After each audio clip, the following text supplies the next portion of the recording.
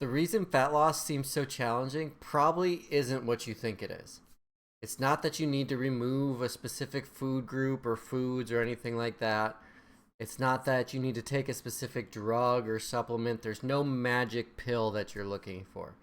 The real reason is that you likely haven't spent enough time building muscle.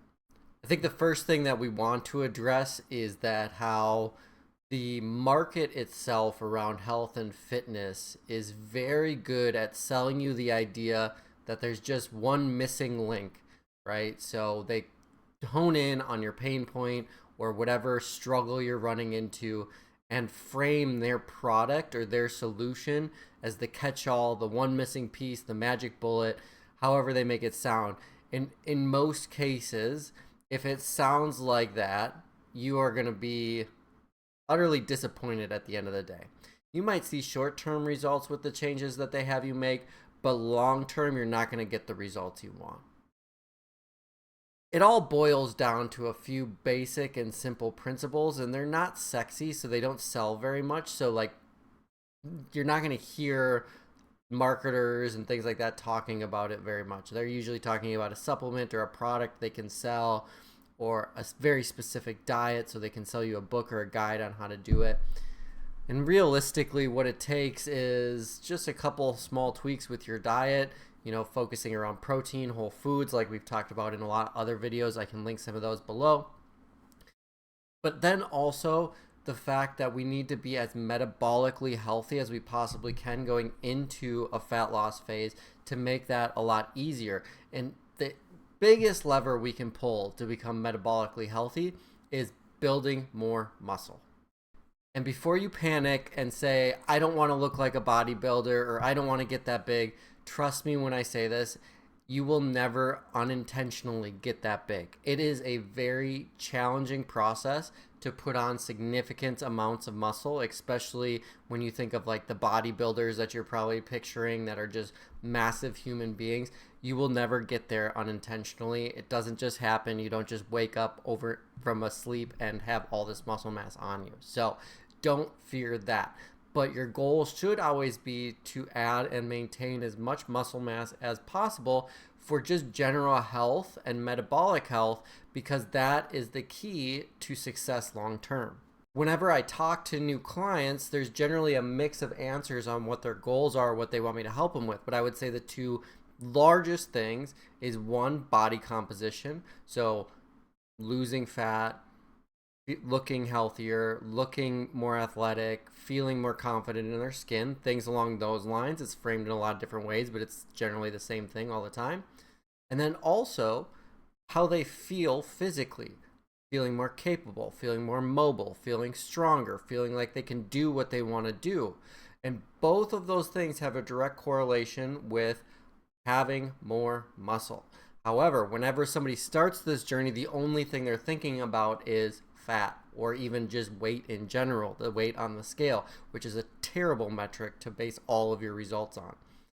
So today what I want to get you thinking about is, can I shift my mindset away from I need to burn all this fat and get my weight to drop and do all these dramatic things, and more towards, can I build muscle and aim for health and let all those other things happen as a side effect. But first, let's talk about why adding muscle is actually so beneficial. And I think the first thing I want to address just right off the bat is related to body composition. So keep in mind that body composition is made up of both the fat that's on your body and the muscle that's on your body, at least when we talk about body fat percentage, which is generally used for health indicators and health markers. Now, there's multiple ways to actually affect your body fat percentage. Most people think, okay, I'm just going to go in and lose, right? I'm going to go in and lose a bunch of fat. My body fat percentage will come down. Well, sometimes that is true. That can help your body fat percentage come down. A lot of times, because people are doing things extreme or haven't taken the time to set up for a successful dieting phase, what ends up happening is they lose body fat and muscle at a very similar rate. And even though they get lighter, so the number on the scale goes down, their body fat percentage stays the same and or goes up, meaning that even though they lost weight, they actually became a more unhealthy version of themselves from a body composition standpoint. So you can see how it can get a little bit convoluted on like, okay, well, what am I supposed to do? But there's really good news to this. We can add muscle. And we're going to talk more about why having more muscle helps all the other things as well from a health standpoint. But just from a body composition standpoint, even if my weight stays the same and I add muscle, so if I just add 10 pounds of muscle, excuse me, even if my body fat stays the same and I add 10 pounds of muscle, my body fat percentage just went down. So I'm 10 pounds heavier, but my body fat percentage went down. I am now leaner and more metabolically healthy than I was before I gained 10 pounds. This is why muscle is so important for body composition. One, we can add muscle and lower our body fat percentage. And that is without any diet, like crash dieting or restricting. And two, as we add muscle, our body, the look of our body will change. We will get closer to the desired look that we want than we would if we were to lose body fat and muscle at the same time, but the scale comes down.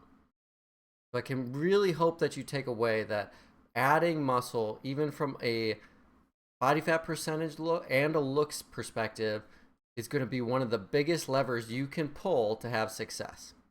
Why it's so important to build muscle prior to going into a fat loss phase is because having increased muscle mass will increase your metabolic rate. And very simply put, what that means is that you are going to burn more calories at rest, so without doing anything, no activity, no exercise, anything, if you have more muscle on your body. This is so helpful in a fat loss phase because we do have to lower calories and we need to burn more calories than we're intaking. Well, unless you feel like starving yourself, we want to raise the ceiling of how much we can burn as much as possible. And adding more muscle onto our body does that naturally. It speeds up our metabolism. If you've ever heard that term marketing about speeding up your metabolism or ramping up your metabolism or doing anything that involves your metabolism being better, really what it all boils down to is having more muscle. That is the solution. The more muscle you have on your body, the easier it is to burn fat because at rest you are burning more calories. So it's like compounding interest. At first, building a little bit of muscle, you might not see a lot of return on the fat loss. But the more time we spend building muscle, the more time we spend trying to build the body, build the metabolism, build muscle, build strength, the easier and easier and easier fat loss gets. To the point where I have clients that go through this process, and for the first 3 to 6 months, we spend time building muscle. And this is most of the time, like I said, their goal is to lose fat and see change in their body. First 3 to 6 months, we spend building muscle. They start to notice changes in their body, but then when we go into a fat loss phase, they're like, wow, this shouldn't be this easy. I feel like I'm doing way less than I've ever had to do before and losing the fat that I wanted to see lost. But it's because we take that beginning phase to build that muscle. You're not going to see that result if you just don't have a healthy amount of muscle mass and try to go right into a fat loss phase. And to circle back to my first point about muscle being so crucial for speeding up your metabolism, it also helps play a preventative role of metabolic slowdown when we do finally enter into a fat loss phase. So something that commonly happens to people is as they diet, their metabolism slows down to try to meet the demands of the body, right? Our body doesn't always want to just continue losing fat. If that was the case, it'd be very easy to die. So what happens is when we have a calorie deficit and we are losing fat, eventually our body adapts to that and it will slow the metabolism so that we stop losing fat.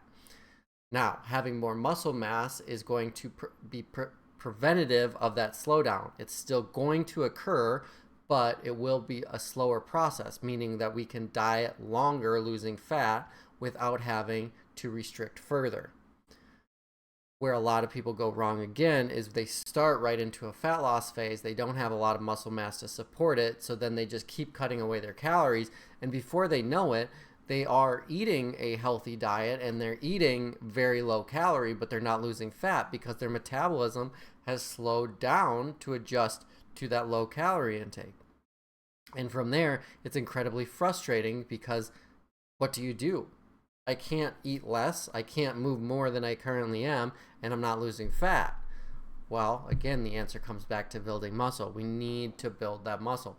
So, end of the day, what I really want you to take away from this video is that if you have not spent a significant amount of time, meaning 6 months, 9 months, a year, 2 years even, trying to build muscle, that would be the best place to start if you want to change your health and change your body composition.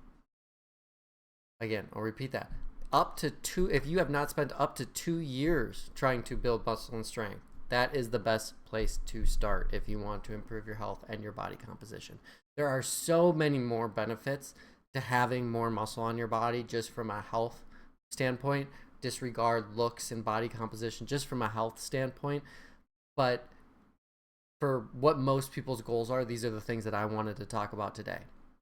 So I encourage you to look at your health and fitness journey and ask yourself, have I spent that due diligence on building muscle? And if you haven't, then create a plan centered around that. If you need help creating that plan, I am more than happy to give you my input or even help you as your coach. Now, you can comment questions below or shoot me a message, and I am more than happy to do what I can for you. All right, guys, have a great week.